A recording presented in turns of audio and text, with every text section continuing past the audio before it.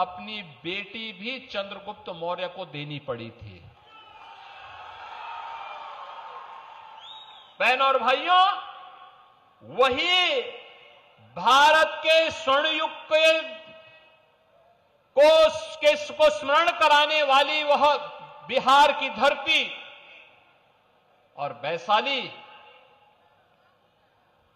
तो भारत को, लोकतंत्र को, दुनिया के अंदर लोकतंत्र कैसे होता है यह बिहार ने दिया, इस वैशाली की धरती ने दिया। इस धरती ने 24वें तीर्थंकर भगवान महावीर को भी जन्म दिया। यह धरती वही धरती है जिसने दुनिया के प्राचीन विश्वविद्यालयों में एक नालंदा का विश्वविद्यालय दिया। और यह वह धरती है विकास कैसे होता है। चंद्रगुप्त मौर्य के समय उत्तर पथ और दक्षिण पथ आज के नेशनल हाईवे के समरूप आज भी हम सबको स्मरण कराते हैं। देश की स्वाधीनता आंदोलन के दौरान वीर बाबू कुंवर सिंह ने इसी बिहार की धरती से औरंगजेब के छक्के छुड़ाने के काम किए थे। आजमगढ़ तक जाकर के उन्होंने मुगलों को और अंग्रेजों को पीछे जाने के लिए मजबूर कर दिया था। तो शेरशाह सूरी ने इसी धरती पर, इसी बिहार की धरती पर औरंगजेब के छक्के छुड़ाए थे। वीर बाबू कुंवर सिंह आरा से लड़ते लड़ते और उत्तर प्रदेश के आजमगढ़ तक पहुंच गए थे। अंग्रेजों को पीछे हटना पड़ा था। परिणाम था भारत उस समय इस बात का एहसास कर सकता था कि अब देश की गुलामी ज्यादा दूर नहीं। बहनों और भाइयों, ऐसी वीर भूमि को मैं कोटि कोटि नमन करता हूं। और आज तो हमारा सौभाग्य है भारत की एकता के शिल्पी लौह पुरुष सरदार वल्लभ भाई पटेल की 150वीं जयंती का कार्यक्रम भी आज है। पूरे देश के अंदर राष्ट्रीय एकता दौड़ चल रही है। रन फॉर यूनिटी, प्रधानमंत्री मोदी जी के नेतृत्व में लौह पुरुष सरदार वल्लभ भाई पटेल का स्मरण करते हुए, उन्हें नमन करते हुए, उन्हें विनम्र श्रद्धांजलि अर्पित की जा रही है। लौह पुरुष सरदार वल्लभ भाई पटेल जब ब्रिटिशर नहीं चाहते थे कि भारत एक रहे, केवल पाकिस्तान ही नहीं बल्कि भारत को कई टुकड़ों में बांटने की उनकी मंशा को धूल दूषित करने का काम किया था लौह पुरुष सरदार वल्लभ भाई पटेल ने। बहनों और भाइयों, उस समय कहते हैं दो ऐसी रियासतें थी, हैदराबाद का निजाम और जूनागढ़ का नवाब, जिसने कहा कि हम भारत गणराज्य में शामिल नहीं होंगे। लौह पुरुष सरदार वल्लभ भाई पटेल जी ने कहा कि भारत गणराज्य में हम बीच में कुकुरमुत्तों की तरह कोई किसी भी ऐसे इस्लामिक राज्य को नहीं उगने देंगे जो भारत को हमेशा दंसता रहेगा, नहीं उसको पनपने देंगे। तुम्हें भारत गणराज्य में शामिल होना होगा या अपना बोरिया बिस्तर लेकर के यहां से 9-2-11 हो जाओ। और बहनों और भाइयों, निजाम को भी और जूनागढ़ के नवाब को भी छोड़ने के लिए मजबूर होना पड़ा था और वे पाकिस्तान भाग गए थे। बहनों और भाइयों, ऐसे भारत माता के महान सपूत लौह पुरुष सरदार वल्लभ भाई पटेल की 150वीं जन्म जयंती का पावन कार्यक्रम है। उनकी स्मृतियों को मैं कोटि कोटि नमन करते हुए विनम्र श्रद्धांजलि अर्पित करता हूं। यह बिहार की धरती है जिसने भारत के संविधान सभा के अध्यक्ष, भारत के प्रथम राष्ट्रपति राजेंद्र बाबू को जन्म दिया। यह बिहार की धरती है जिस बिहार की धरती ने लोकनायक जयप्रकाश नारायण को जन्म दिया, कर्पूरी ठाकुर को जन्म दिया, बाबू जगजीवन राम को जन्म दिया। ये बिहार की धरती है जिसने महात्मा बुद्ध को ज्ञान प्रदान करके उन्हें सिद्धार्थ से महात्मा बुद्ध के रूप में लोक कल्याण के लिए समर्पित करवा दिया था। ऐसी धरती को कोटि कोटि नमन करते हुए आज जब चुनावी समर में एनडीए के प्रत्याशी के पक्ष में आपसे आह्वान करने के लिए मुझे आना पड़ा, मैं विश्वास नहीं कर सकता था कितनी मूसलाधार बारिश के बावजूद भी मुझे अवसर मिलेगा और ये हजारों की संख्या में जन सैलाब यहां पे आकर के इस कार्यक्रम में एनडीए के प्रत्याशी को अपना आशीर्वाद दे रहा होगा। यानी 3 बार कार्यक्रम स्थगित हुआ। मैं जब लखनऊ से चला मुझे बताया गया कार्यक्रम नहीं हो पाएगा। मैं वहां से गोरखपुर आया, गोरखपुर में मुझे बताया गया कि वैशाली का कार्यक्रम तो होना संभव है क्योंकि पानी लगा हुआ है। मैं जब वहां से भी सिवान पहुंचा, लोगों ने कहा बारिश चल रही है।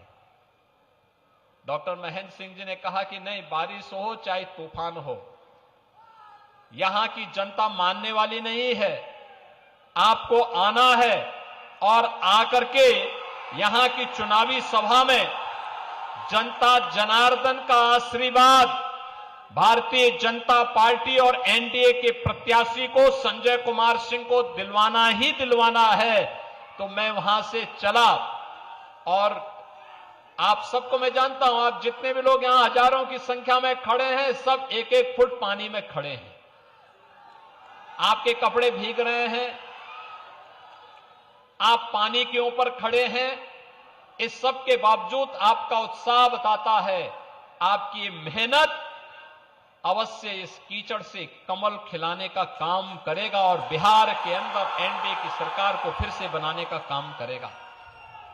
बहनों और भाइयों, मैं आज के इस अवसर पर केवल आपसे एक बात कहना चाहूंगा। जिस बिहार के पास अपनी गौरवशाली अतीत हो, वह बिहार क्यों अपनी पहचान के लिए मोहताज हुआ था। 2005 के पहले क्या स्थिति थी बिहार के अंदर, क्या स्थिति थी बहनों और भाइयों? हर बिहार का नौजवान 2005 के पहले अपनी पहचान के लिए मोहताज हो चुका था। किसान पलायन कर रहा था, नौजवान बेरोजगार था, व्यापारी का सरेआम हत्या होती थी। कौन नहीं जानता है बिहार सरकार के मंत्री के रूप में श्री बृजबिहारी प्रसाद जी के साथ क्या घटना घटित हुई थी। बहनों और भाइयों, बिहार की इस स्थिति को देख करके हम लोगों को भी लगता था कि अगर बिहार ऐसे ही रहा तो फिर कैसे काम चलेगा, क्या होगा भारत का। बहनों और भाइयों, आज सुखद अनुभूति होती है जब बिहार अपने गौरव पर फिर से पुनर्स्थापना करने के लिए उतावला दिखाई देता है, संघर्ष करते हुए आगे बढ़ता है। नीतीश बाबू के नेतृत्व में पिछले 20 वर्ष में बिहार ने सुशासन की जो नींव सुदृढ़ की है, अब उस सुशासन की सुदृढ़ नींव पर एक बड़ी इमारत खड़ी करनी है और उस बड़ी इमारत को खड़ा करने के लिए विकसित बिहार की संकल्पना के साथ आज हम सब आपके बीच आए हैं। बहनों और भाइयों, भारत दुनिया की सबसे बड़ी ताकत बना तब जब बिहार एक ताकत बना था। भारत विकसित होगा तब जब बिहार विकसित होगा। भारत आत्मनिर्भर होगा तब जब बिहार आत्मनिर्भर होगा। और उस आत्मनिर्भर और विकसित बिहार के लिए हमें अच्छे लोग चाहिए, अच्छे जनप्रतिनिधि चुन करके भेजने होंगे। याद करिए, अच्छी सरकार आती है तो विकास होता है। पिछले 20 वर्ष में बिहार में स्कूल कॉलेजेस बने हैं, कनेक्टिविटी बेहतर हुई है, रोड की कनेक्टिविटी, रेल की कनेक्टिविटी, पब्लिक ट्रांसपोर्ट की, मेट्रो की सुविधा, इनलैंड वाटरवे की, एयर कनेक्टिविटी की, इंजीनियरिंग कॉलेज, मेडिकल कॉलेज, ये सभी बने हैं, लगातार बन रहे हैं। लेकिन अब इससे आगे की लड़ाई प्रारंभ होती है। इससे और मजबूती के साथ आगे बढ़ाने का काम, सौभाग्य से देश के अंदर दुनिया का सबसे लोकप्रिय नेता श्री नरेंद्र मोदी जी के नाम पर देश के प्रधानमंत्री के रूप में हम सबके गौरव को आगे बढ़ाने का काम कर रहे हैं। आपने देखा होगा मोदी जी के नेतृत्व में नया भारत, ये नया भारत झुकता नहीं है, रुकता भी नहीं है, दिखता भी नहीं है, और अगर कोई आंखें दिखाता है तो उसकी आंखों को निकाल करके ठिकाने लगाने का काम भी करता है। ये नया भारत विकास कराता है, विकास सबका, सुरक्षा सबको, लेकिन तुष्टीकरण किसी का नहीं करता है। ये नया भारत आतंकवाद और नक्सलवाद को उसकी माद में घुस करके मारना जानता है और भारत के नागरिकों को सुरक्षा प्रदान करना जानता है। ये नया भारत जनता को जनार्दन के रूप में पूछता है। भारत दुनिया का अकेला देश है जो 80 करोड़ लोगों को फ्री में राशन की सुविधा का लाभ दे रहा है। भारत अकेला देश है जो 50 करोड़ लोगों को स्वास्थ्य की सुविधा फ्री में उपलब्ध करवाने का काम कर रहा है। भारत दुनिया का अकेला देश है जो 46 करोड़ लोगों के खातों को बैंक में खोल करके उन्हें भ्रष्टाचार मुक्त व्यवस्था देने का काम कर रहा है। भारत अकेला देश है जिसने हर गरीब के घर में शौचालय बनाने का काम किया है। भारत अकेला देश है जिसने हर गरीब की सिर को ढकने के लिए एक छत प्रदान करने का काम कर रहा है। यह काम कांग्रेस भी कर सकती थी, यह काम आरजेडी भी 15 वर्ष में कर सकती थी। मोदी जी ने तो 10 वर्ष में कर दिया, आरजेडी को 15 वर्ष मिले थे, 15 वर्ष में आरजेडी ने नहीं किया। आज जब ये लोग आए हैं, इंडी गठबंधन कांग्रेस आरजेडी के रूप में आपके बीच में आई है, बहनों और भाइयों, ये तो आए हैं इसलिए सत्ता में आएंगे, माफिया राज ये लोग लेके आएंगे, गरीबों को मिलने वाले राशन पर डकैती डालेंगे, बेटी और बहन की सुरक्षा पर सेंध लगाएंगे, व्यापारियों को लूटेंगे। लेकिन एनडीए ये नहीं होने देगा, बीजेपी और एनडीए का गठबंधन ये नहीं होने देगा। आप देखते होंगे यूपी के अंदर, उत्तर प्रदेश के अंदर विरासत भी और विकास भी, माफिया के साथ कैसे व्यवहार होता है। और यूपी का बुलडोजर जब चलता है ना, तो माफिया के कचमूर को निकाल करके सड़कों को बनाने का काम करता है और उनकी संपत्ति को जब्त करके गरीबों के लिए आवास भी बनाने का काम करता है। बहनों और भाइयों, ये कांग्रेस और आरजेडी राम मंदिर का विरोध करते हैं।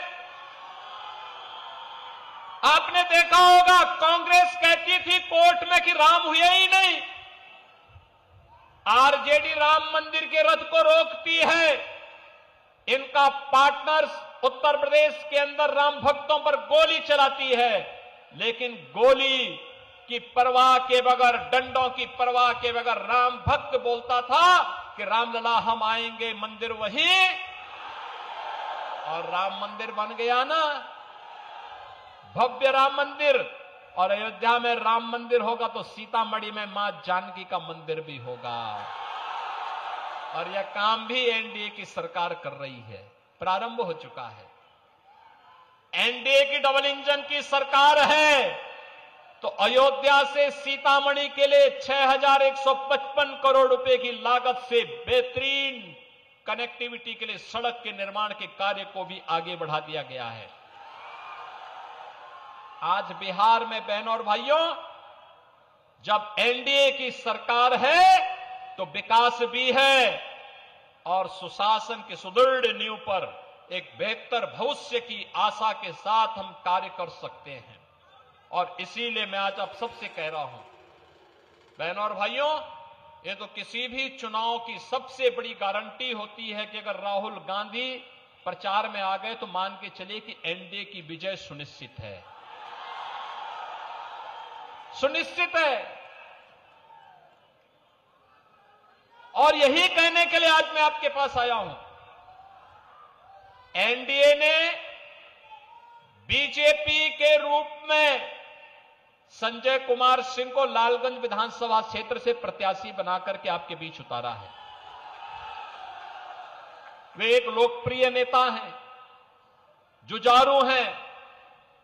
आपका आशीर्वाद उनको पहले भी प्राप्त हुआ है और फिर से आपका आशीर्वाद उनको प्राप्त होगा ना? सहमत है ना? सभी लोग जो सहमत हैं दोनों हाथ उठा करके बात करके मुझे बताओ। सभी लोग सहमत हैं ना? जहां तक मेरी आवाज जा रही है, आप सहमत हैं ना? विरासत और विकास की इस राजनीति को आगे बढ़ाने के लिए और विकसित बिहार के लिए संजय कुमार सिंह को आपका आशीर्वाद प्राप्त होगा ना? सभी का आशीर्वाद प्राप्त होगा। लेकिन यह आशीर्वाद तब माना जाएगा जब आप चुनाव तक घर घर जाकर के इंद्रदेव के इस कीचड़ में कमल खिलाने का काम करेंगे। करेंगे ना? करेंगे ना? करेंगे सब लोग? सहमत हैं? विकसित बिहार बनना है ना? विकसित भारत का निर्माण करना है ना? तो इस विकसित भारत के लिए, विकसित बिहार के लिए एनडीए सरकार जरूरी है और इसके लिए संजय कुमार सिंह लालगंज से जरूरी है। इसी की अपील करते हुए आप सब मेरे साथ बोलेंगे, भारत माता की, भारत माता की, भारत माता की जय श्री राम, जय जय श्री राम।